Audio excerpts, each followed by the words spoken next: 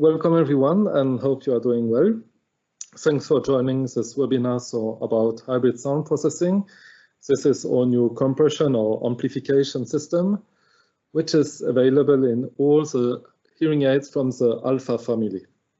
And so today we will see how we can implement a compression system in a hearing aid that are different approaches, and then when you combine different approaches, then you get a hybrid solution which has some benefit in different situations. And finally, I will present some results from our clinical evaluation. So first, if we talk about compression, I think it's a reasonable assumption to say, when we look at the literature, that compression is mainly designed for a speech signal. So either to make it intelligible, audible, or to verify the amplification in a hearing aid, we should use a speech signal. So what is so special about a speech signal?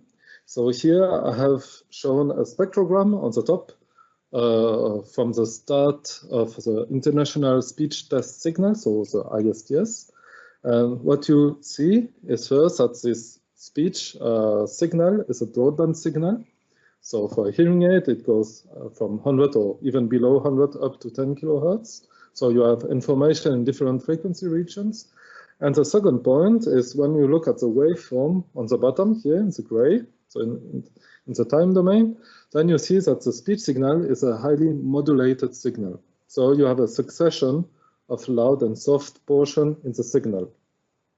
And the job of a compression is basically to make the soft portion of speech, like this one or this one, audible again, and to keep the loud signals at a comfortable level. So basically, we need to define or to measure, to estimate the level so that we can apply the correct amount of gain. And we need, therefore, a level estimator. And we can see the level estimator as a smoothed envelope, like this red signal. And if we look at this first example, we see that the level estimation in red, we are able to estimate the level of loud phonemes and soft phonemes independently. So usually this kind of level estimation is called a fast-acting compression, or in some cases also a phonemic compression. And this has the advantages to apply dedicated gain to each phoneme. So the soft phoneme will get more amplification than the loud one. But we can smooth also this level estimation. So we will have a lower time resolution. We will get less information from this speech signal. We will get more information about how people are talking, if they are changing the intonation or speaking louder and softer. And we will have a more slow-acting compression in this case. The limitation of this kind of compression is that basically you underestimate the loud phonemes here, and you overestimate the soft phoneme here. So here you will apply less gain to the soft phoneme and more gain to the loud phoneme. And this differences in time domain resolution for level estimator, they only matter if you have a modulated signal. So if you have a steady signal, like a noise signal, it doesn't really matter how fast the compression or the level estimation is adapting to the changes in the input signal, it will remain steady.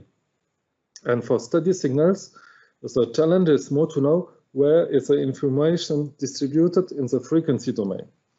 And so usually to know where the energy is distributed in the frequency domain, we can do a Fourier transform. And the rule is that you analyze the signal in an analysis window. And if you have a really long analysis window, then you are able to get a good frequency resolution, which allows you to estimate each formant here. It's a vowel, analysis of a vowel here. So you are able to get the energy for each formant individually. If you want to have a faster estimation, then you need to reduce the analysis windows, and the cost for this speeding more or faster input level estimation is that you will have a lower frequency resolution. So you won't be able to know exactly where the energy is located. You will have more a smoothed spectrum. And this is a good introduction to this trade-off between temporal and frequency resolution. And there's an analogy when you want to take a picture of a moving object in front of a steady background noise. So you can imagine the moving object is a owl and would represent the speech, which is a fast moving signal. And the background is a steady forest, and this would be more a noise-like. And if you make a picture, you have to decide what is interesting for you. And of course, both elements are interesting, but you have to make a choice before you make the picture. And this is exactly the same trade-offs that we face when we design a compression. Basically, we would like to know exactly when speech events are changing. So we need to be able to have a fast and broadband compression to provide audibility to the softer phonemes, but also to have a good frequency resolution to know exactly what kind of noise do we have. And till now we have looked at more at the level estimation, but what is also interesting is what is the effect at the output of the hearing aid. So here we have a speech signal with a loud phoneme followed by a soft phoneme. And of course, if we have a slow acting compression, which will have a linear behavior locally, basically your level estimator will correctly estimate the loud phoneme, which is steady over a long period. And once the loud phoneme has stopped, then basically the level estimator will just go over the soft phoneme. So it will overestimate the soft phoneme and won't adapt the amplification. So you have the same amplification to the loud phoneme than to the soft phoneme. And this is what we see at the output of the hearing aid. Here it's a smoothed envelope. So you have the loud phoneme here and the soft phoneme in blue. It's softer also at the output of the hearing aid with a slow acting compression. This is good because you keep the ratio between loud and soft, but the problem is that the soft phoneme might not be audible, which is a crucial problem for people who need audibility. So the solution would be to have a fast acting compression where the level estimator will follow the changes of the input signal. It will correctly estimate the soft phoneme S and will also give a lower input level. And this will trigger increase in gain. And this is what we have here. So the difference between the loud and the soft phoneme is smaller.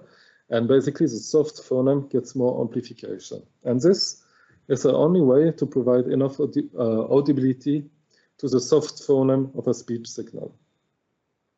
The problem is when you are in a speech and noise situation, especially when the noise is softer than the speech, then what happens is that the level estimator will correctly estimate the noise flow and produce a little bit more amplification on the noise. So this is called a speech pause effect and can be measured and visualized at the output of the hearing aid. So here you have the color, it's a speech signal, and the gray signal is the noise. And on the top, we have the output of the hearing aid with a linear amplification. So the speech and the noise get exactly the same amount of gain. And so at the output of the hearing aid, we have more or less the same signal to noise ratio than at the input. If we now look at what happens when we have a fast compression, so wide dynamic range compression, then we should imagine that the level estimator in the speech pauses will go down and correctly estimate this noise flow. The noise flow is softer than the speech, so we'll get also more gain. And this is what we see here at the output of the hearing aid, that this region, they're louder compared to the speech signal. So maybe I can just show you. If you have two signals and you give more amplification to the softer than to the loudest signal, then you decrease the difference between both signals. And this is what we measure with the output signal to noise ratio, with a decrease in the output signal to noise ratio. So you see, there is no ideal systems that can solve all the problem. Ideally, it would be nice to have a compression system which is able to provide information based on the type of incoming signal. So if you have a speech or a modulated signal, then it's important to have a good resolution in the time domain to correctly estimate the level of the soft phonemes. And if you have a noise, it's important to have a slow acting compression and multi-channel to have first a steady estimation, which won't change so much over time, and to know exactly in the frequency domain where do you need to provide amplification. And this is the motivation for hybrid sound processing. Oops. So it's here's the implementation in the hearing aid. So usually in a compression system, you have what is called the signal path. So we have an input signal, we apply some gain, and the output signal should be louder than the input signal.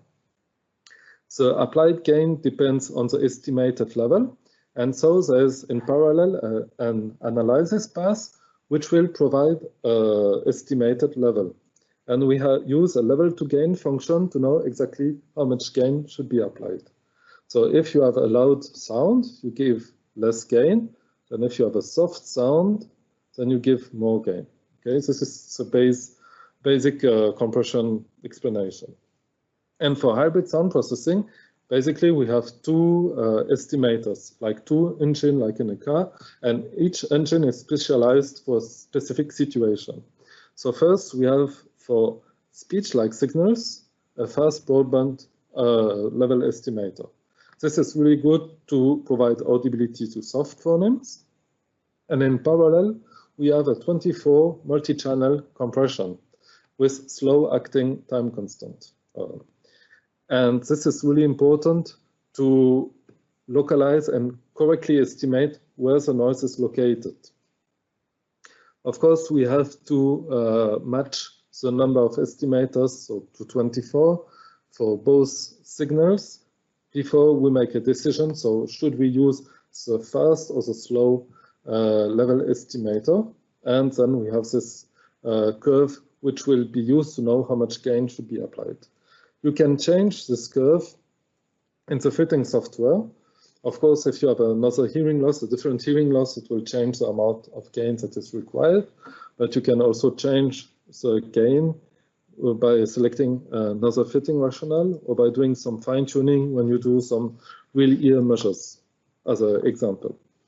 And so now it's interesting to do some measures to see how this compression behaves in the challenging situation. So the first situation which is challenging we have seen is when you have a speech and noise signal. Speech is louder than noise, so 10 dB louder. We have an input SNR of 10 dB. And we have identified few speech pauses, so silences, here, and this is marked in gray. And you see that the noise with a traditional compression, this is the dashed blue line, is always pushed during the speech pauses. And this is the explanation to the output SNR degradation. With a hybrid sound processing, the noise signal is now estimated by slow acting compression. So basically, if there is a change, it will be smoothed, and we don't have so much variation in the amount of applied gain. So it's much steady, the noise, and we improve so the output signal to noise ratio. This is one point. On the other hand, we can see here we have a soft phoneme that the speech gets the same amplification with hybrid sound processing than with wide dynamic range compression. So basically, this is an important findings because we improve or we reduce the speech pause effect, and at the same time, we preserve amplification of speech. The second situation where it's challenging for compression is when you have a noise with some specific frequencies. So you can think about a coffee machine with an engine, a certain rotation speed, and some mechanical coupling, and this will give a signature, a frequency signature of noise. So it can be here as an example a low frequency noise. So it's a narrowband noise between 100 and 500 hertz. And sometimes this noise can be much louder than speech. And the issue when you have a fast broadband compression is that the noise will drive the estimated level. So it's loud, so you will apply less gain over the entire spectrum, and this leads to basically a low output of speech.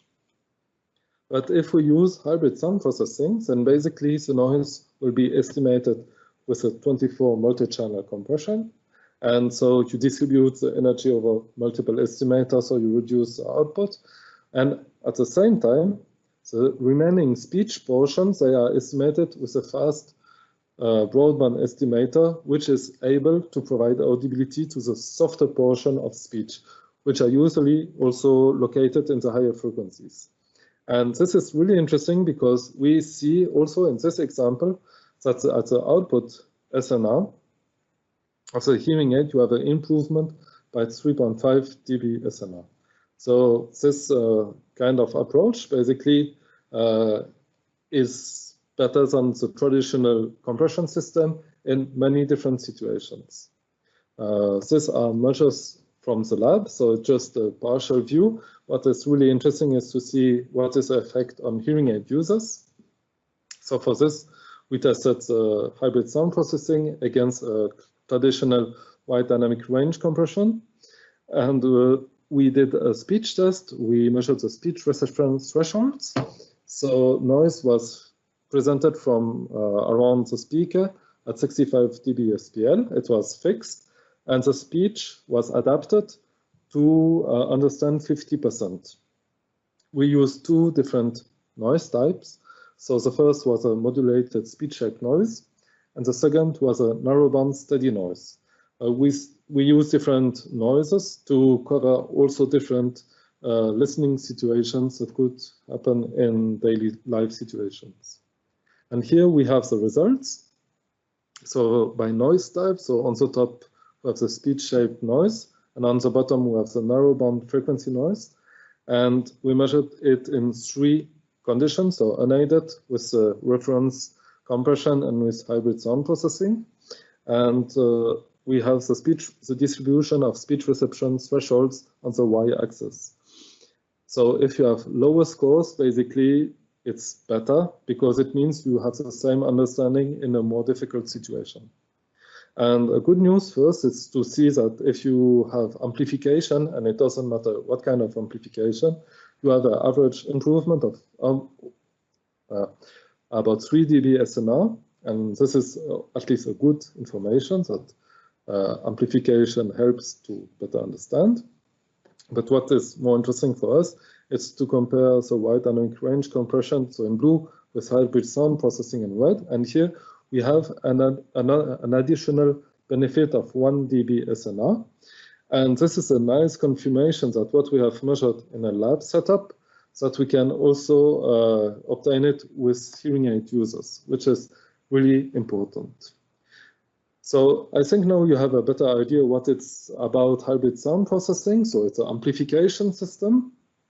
And we have prepared animation for you, which is like a summary of what we have seen together. And maybe you can use this time during the animation to write your questions, your comments or suggestions. And we will answer them just after the animation. So let's start.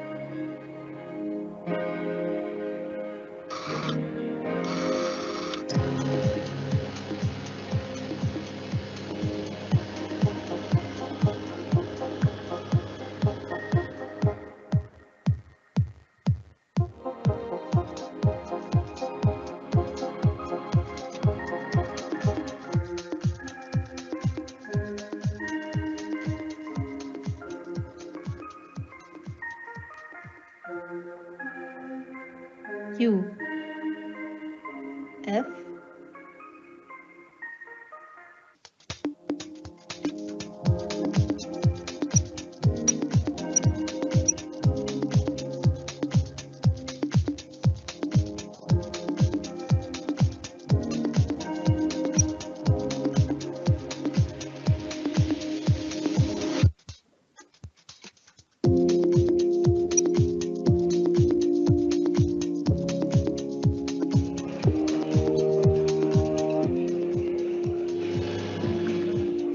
Q, F, A, M,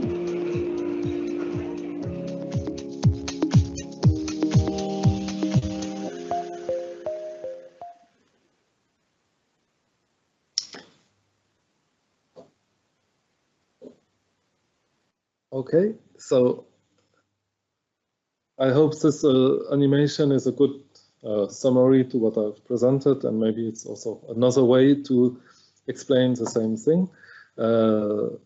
Designing a compression for a hearing aid is really important because it's a core functionality of a hearing aid. We often hear how should we make hearing aids more comfortable, which is really important, but the basic function of a hearing aid is to make the sound louder. So we should know also how to do it. And we have written a white paper, which is available on request. If you use the email on the bottom, you can ask Sonia, and she will send you the white paper to have also more information, to take more time to think about.